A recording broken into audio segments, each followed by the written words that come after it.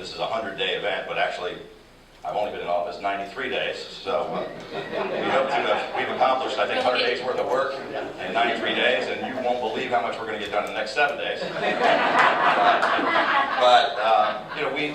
It's sort of a glass half empty, glass half full. We believe that we made real progress. It could have been better. We didn't get everything that we hoped to get done for the taxpayers of Maryland, and the legislature didn't get everything that they hoped to get done, but that's what compromise is all about. That's why I was elected, to bring checks and balances and bipartisan cooperation, and I think the end result is good for the taxpayers. Mandated spending is a big part of the problem we find ourselves in now. After I was elected in November, we discovered that there was a $1.2 billion shortfall, $800 million shortfall just for this year. And a big part of the problem is mandated spending. So 81% of the budget is mandated increases in spending. And we had to somehow find $800 million in savings out of the 19 cents that was left in that dollar. To mandate additional mandated increases in spending, we don't think makes a lot of sense, but we're reviewing the legislation, looking at the options, and that'll have a lot to do with what we do with respect to the budget this year and how that might affect future years. We said, what's the number one problem facing your community?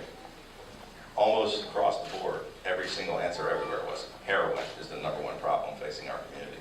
I mean, we knew it was an issue, but there weren't a lot of people talking about it publicly. This is more people died from heroin overdose deaths last year than homicides or vehicular accidents or any other cause. And we had a 100% increase in heroin overdose deaths. It's a crisis. It's an emergency facing our state. It's with Freddie Gray in Baltimore. It's obviously a tragedy. My heart goes out to his family and everyone that's been touched by this experience. I have spoken at length with the mayor of Baltimore. I'll break some news here today. One small step, I believe, is the body cameras for police, which we will sign the bill into law. I think having the real evidence of exactly what happened, having everything videotaped, is a step in the right direction and something that we're going to support. Miller described it as he's known me since I was a baby. I don't think that's quite true, but I've probably known him since I was 6 years old. So I got a long relationship. We understand each other. We don't agree, but we communicate very well. He tells me exactly what he thinks, and I tell him exactly what I think.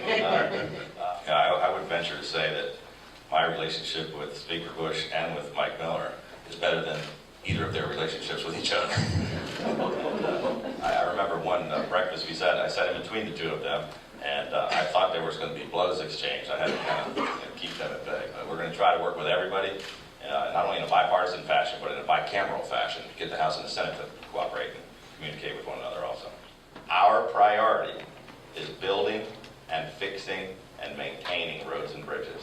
The previous governor, at one of his last State of the State addresses, said, "We have crumbling roads and bridges and the worst traffic in the nation." He was right.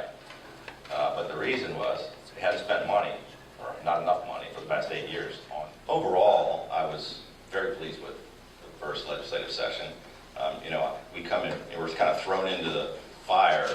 After the legislature's already started, I'm sworn in, so that's why I've only been in 93 days. We have to put together a budget in 24 hours after being sworn in, which is a pretty difficult task when you haven't got a staff and a cabinet. The process doesn't move as quickly as I would have liked or hoped, but I think we've made tremendous progress.